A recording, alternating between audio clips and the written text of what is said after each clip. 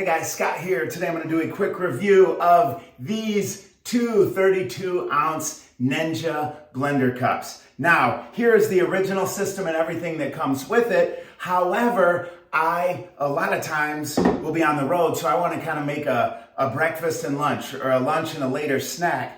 And instead of carrying two 16-ounce cups, I can just carry one of the 32-ounce cups. And it works the same way. And I'll tell you, everything made by Ninja I found to be really high quality. And it's the same thing here. All I do is put on the 32-ounce, put it in, blend it up, and I can either put on a drink top, which is right here, and it has the cap right there. I can either put on the drink top, or the other thing that's really nice is, let's say I drink half now, I put half in the fridge, and then that seals it. So that works out really well. The other nice thing I found is if I'm making a smoothie for two people, instead of doing it twice, I can put twice the ingredients into my 32-ounce, and then I have servings for two. So it works good either way, depending what you're looking to use it for. But I definitely would recommend, if you have this set up, to pick up the 32-ounce replacement cups as well.